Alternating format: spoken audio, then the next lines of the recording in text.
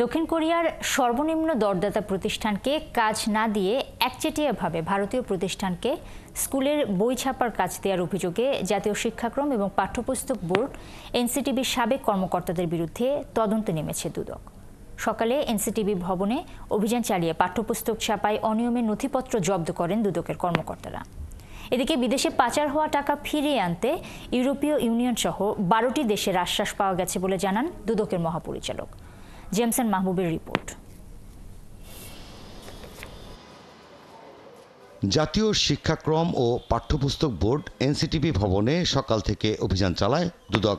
নিম্নমানের পাঠ্যপুস্তক ছাপা ও ভারতীয় কোম্পানিকে পাঠ্যপুস্তক ছাপার কাজ দেওয়ার ঘটনায় কোনো কারসাজি ছিল কিনা সেটি খতিয়ে দেখতেই এই অভিযান। কালার এক্সপার্ট, জর্জ স্যাপ এবং মাইল্ড অন হ্যান্ডস টেকনোলজি সমৃদ্ধ অরিক্স ক্রিস্টাল ওয়াশ আপনার লন্ড্রি এক্সপার্ট।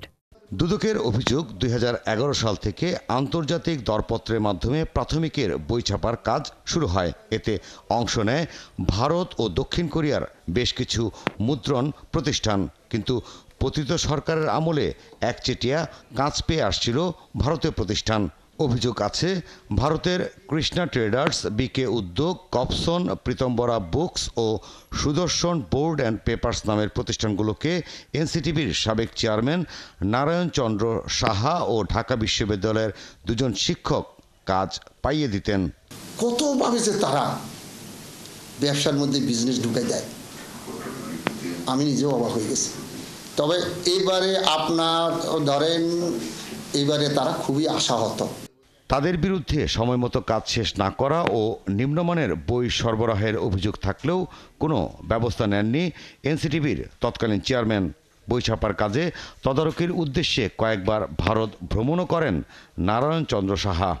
2017 সালে দক্ষিণ কোরিয়ার সর্বনিম্ন দরদাতা প্রতিষ্ঠানকে কাজ না দিয়ে 2 কোটি বই ছাপার কাজ দেওয়া হয় ভারতকে।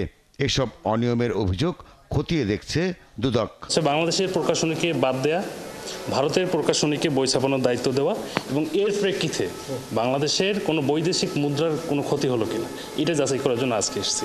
এদিকে 187 কোটি টাকা অবৈধ সম্পদ ও 217 কোটি টাকা কানাডায় পাচারের অভিযোগে বেসিক ব্যাংকের সাবেক চেয়ারম্যান আব্দুল হাই বাচ্চু, তার স্ত্রী ও সন্তানের বিরুদ্ধে আলাদা 4টি মামলা করেছে দুদক। অসাধু উপায়ে উপার্জিত অর্থ কানাডায় পাচারের দায়ে দুর্নীতি দমন কমিশন আইন 2004, দুর্নীতি প্রতিরোধ আইন 1947 এবং মানি লন্ডারিং প্রতিরোধ আইন 2012 এর সংশ্লিষ্ট ধারায় একটি মামলা রুজুর সিদ্ধান্ত গৃহীত হয়েছে। দুদক মহাপরিচালক জানান, টিউলিপ সিদ্দিকী সহ অন্য কারো মাধ্যমে পাচার হওয়া টাকা ফিরিয়ে আনতে ইউরোপীয় ইউনিয়ন সহ 12টি দেশের সহায়তা চেয়েছে দুদক। জেমসন মাহবুব, 71, ঢাকা।